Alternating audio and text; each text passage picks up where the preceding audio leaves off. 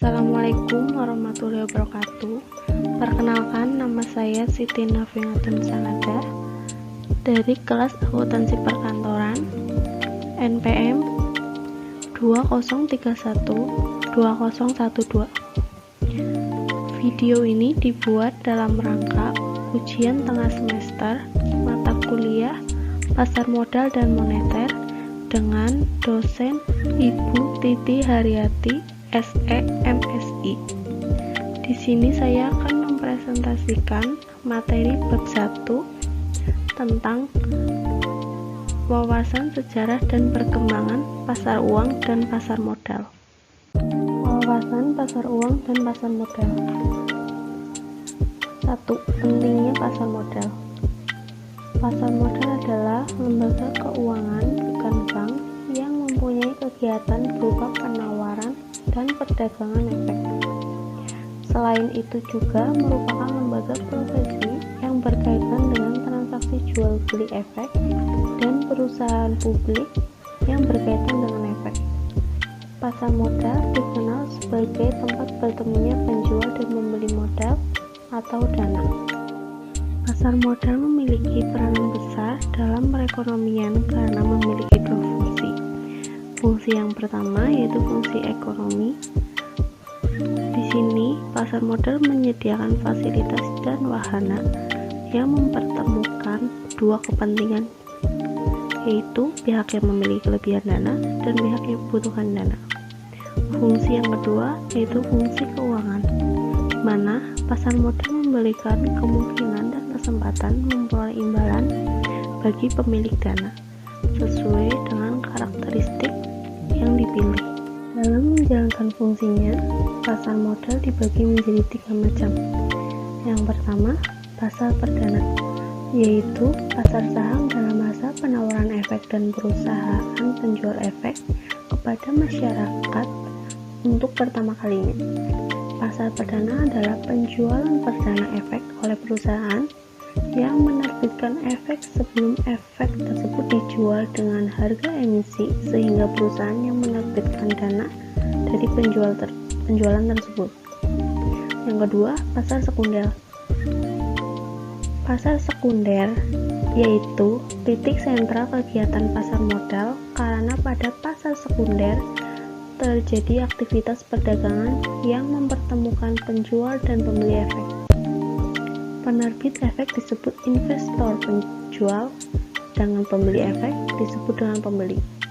Pasar sekunder adalah penjualan efek setelah penjualan pada pasar perdana berakhir.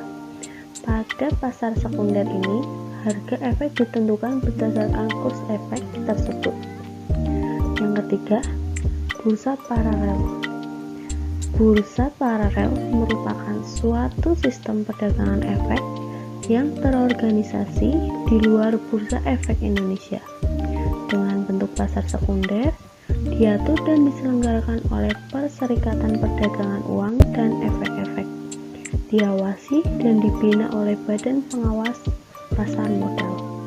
Kebutuhan adanya pasar uang dilatar belakangi oleh adanya kebutuhan untuk mendapatkan jumlah dana dalam jangka pendek atau sifatnya harus segera dipenuhi. Karena itu, pasar uang memiliki beberapa fungsi. Yang pertama, mempermudah masyarakat memperoleh dana jangka pendek untuk membiayai modal kerja atau keperluan jangka pendek lainnya. Yang kedua, memberikan kesempatan masyarakat berpartisipasi dalam membangun dengan membeli sertifikat Bank Indonesia dan surat berharga pasar uang. Yang ketiga, menunjang program pemerataan pendapatan bagi masyarakat. Penata laksanaan pasar modal dan pertumbuhan ekonomi. Aktivitas pasar modal merupakan salah satu potensi perekonomian nasional, berperan dalam penumbuh kembangkan perekonomian nasional. Dukungan sektor swasta merupakan kekuatan nasional sebagai dinamisator aktivitas perekonomian nasional. Dalam pasar modal terdapat 6 pihak yang berperan dalam pasar modal. Yang pertama, emiten, yaitu badan usaha yang menerbitkan saham untuk menambah modal atau menerbitkan obligasi untuk mendapatkan utang dari para investor di bursa efek. Yang kedua, perantara emisi, yang meliputi tiga pihak, yaitu penjamin emisi, akuntan publik, dan perusahaan penilai. Pihak ketiga dari pelaku pasar modal yaitu Badan Pelaksanaan Pasar Modal, yaitu badan yang mengatur dan mengawasi jalannya pasar modal, termasuk mencoret emiten dari lantai bursa dan memberikan sanksi kepada pihak yang melanggar peraturan pasar modal. Di Indonesia, pelaksanaan pasar modal adalah BAPEPAM, yaitu Badan Pengawas dan Pelaksana Pasar Modal, yang merupakan lembaga pemerintah di bawah Menteri Keuangan. Yang keempat, Bursa Efek, yaitu tempat diselenggarakannya kegiatan perdagangan efek pasar modal yang didirikan oleh suatu badan usaha. Di Indonesia terdapat dua bursa efek, yaitu Bursa Efek Jakarta yang dikelola PT Bursa Efek Jakarta dan Bursa Efek Surabaya yang dikelola oleh PT Bursa Efek Surabaya. Yang kelima, perantara perdagangan efek, yaitu maklar atau pialang atau broker dan komisioner yang dapat mentransaksikan efek dalam bursa. Dan yang terakhir, investor, yaitu pihak yang menanamkan modalnya dalam bentuk efek di bursa efek dengan membeli atau menjual kembali efek tersebut. Perbedaan kepentingan pasar uang dengan pasar modal.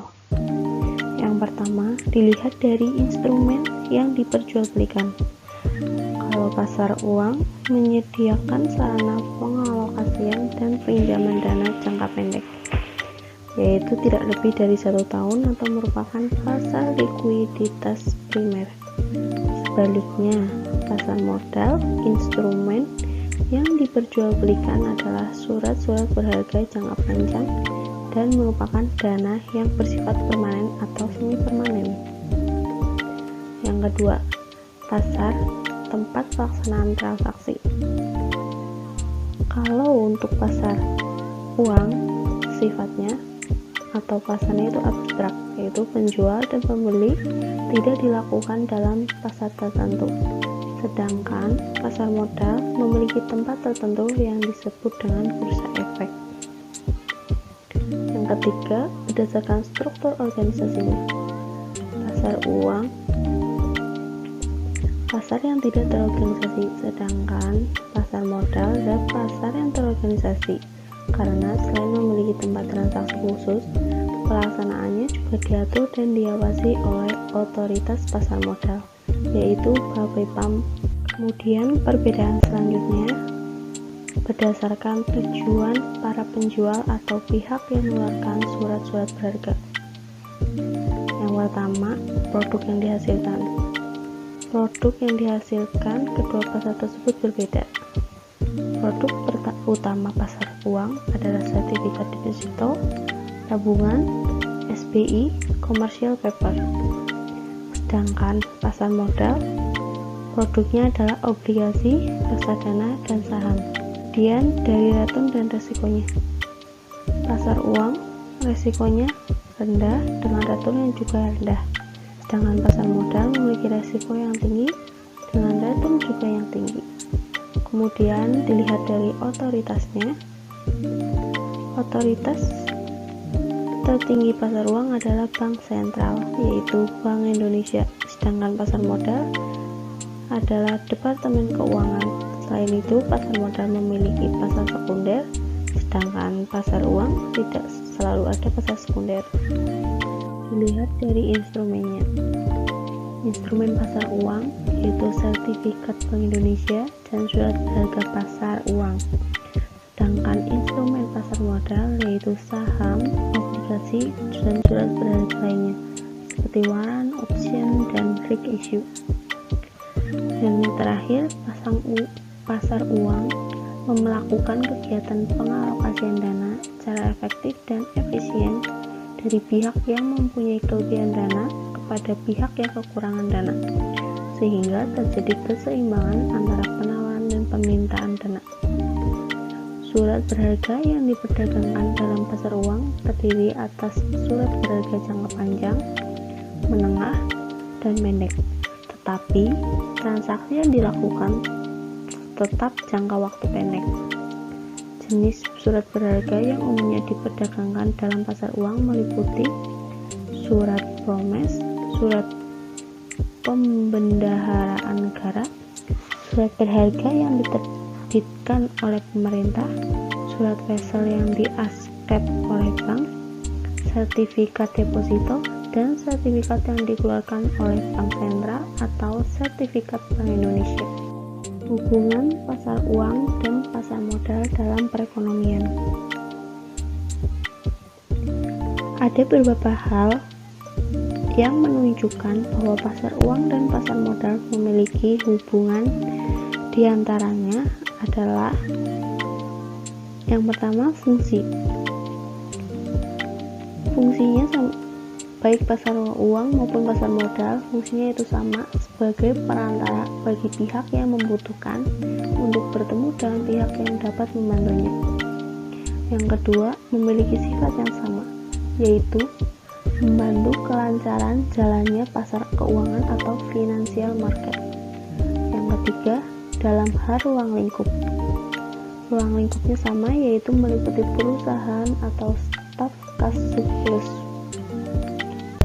Dan berikutnya, likuiditas produk.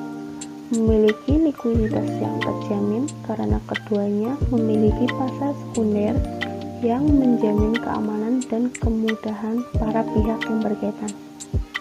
Kemudian, menjunjung satu tujuan, yaitu pasar uang dan pasar modal memiliki satu tujuan yang sama, yaitu memperlancar jalannya perekonomian. Peran pasar modal dalam meningkatkan sistem finansial. Pasar modal yang efisien diharapkan mampu melaksanakan beberapa fungsinya. Yang pertama, dapat menyajikan mekanisme mobilisasi sumber daya yang mengarah pada alokasi sumber daya yang efisien dalam ekonomi.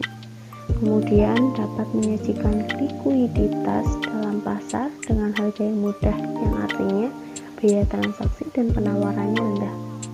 Kemudian dapat memastikan transparansi dalam penentuan harga sekuritas atau saham dengan menentukan harga premi risiko atau risk preminya. Kemudian dapat menyediakan peluang menyusun portofolio yang terdiversifikasi dengan baik, dan untuk mengurangi tingkat risiko melakukan diversifikasi melintasi batas geografi dan melintas waktu. Kemudian ada sejarah pasar modal dan pasar uang sebelum tahun 1900. Sejarah singkat perkembangan pasar modalnya. Untuk Amerika Serikat dilakukan di New York secara informal sejak 1700. Kemudian di Inggris dimulai pada abad ke-13 yang mengharuskan para pialang saham di kota London mempunyai izin. Kemudian ada di Kanada yang bermula pada tahun 1878, tetapi pada tahun 1987 Bursa Tokyo berhasil menjadi bursa yang disegani dunia. Bahkan nilai dan value traded-nya lebih besar dari GNP negara lain. Bursa tertua di dunia adalah Amsterdam Eventbeurs, atau Amsterdam di Belanda, yang didirikan di Dam Square pada 1611. Kemudian setelah tahun 1900, pada 2 Juli 1934, Kongres Federal Amerika Serikat melihat urgensi pembentukan badan untuk menjaga perkembangan dan aktivitas industri keuangan tetap di koridor. Kemudian, Securities Act tahun 1933 bertujuan menjamin distribusi efek yang terbagi menjadi original distribution dan secondary distribution. Kemudian Security Exchange Act tahun 1934 ditunjukkan untuk mencakup semua aspek dari transaksi pasar modal. Kemudian The Trust Indenture Act tahun 1939 diberlakukan untuk melindungi kepentingan publik dan investor. Kemudian The Public Utility Holding Act tahun 1935 mengatur perusahaan induk dan anak perusahaan di bidang kebutuhan umum. Kemudian ada The Investment Company tahun 1940 yang mengharuskan registrasi para pihak yang melakukan kegiatan di bidang pasar modal, yaitu perusahaan investasi, pialang, penjamin, dan penasehat investasi. Kemudian Investment Advisor tahun 1940. Undang-undang ini lahir karena Securities Exchange tahun 1934 tidak mengatur profesi di luar pialang penjual saham. Kemudian yang terakhir ada cara klarifikasi pasar uang. Pasar uang muncul karena dunia mengalami krisis moneter secara global yang memunculkan ide di dunia perekonomian, yaitu diadakannya simpan pinjam, kredit baik jangka panjang maupun jangka pendek seperti SBI, SBPU, SUN, Repurchase Agreement. Pada tahun 1968, Bank Indonesia membentuk Tim Persiapan Pasar Uang dan Modal tahun 1969 yang diketuai oleh Gubernur Bank Indonesia. Pada tahun 1972 diganti dengan Badan Pembina Pasar Uang dan Modal yang diketuainya tetap sama Gubernur Bank Indonesia.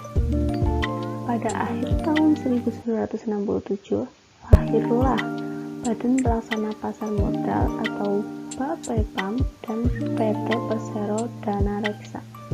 Ada perkembangan pasar uang dan pasar modal di Indonesia. Periode permulaan yaitu 1878 sampai 1992. Kegiatan transaksi saham dan obligasi diawali pada abad ke-19. Transaksi efek telah berlangsung sejak tahun 1880 yang dilakukan tanpa organisasi resmi sehingga catatan transaksinya tidak lengkap. Saham atau obligasi yang diperjualbelikan adalah listing di Bursa Amsterdam yang dimiliki oleh investor di Batavia, Surabaya, dan juga Semarang. Sekian presentasi dari saya, semoga bermanfaat. Wassalamualaikum warahmatullahi wabarakatuh.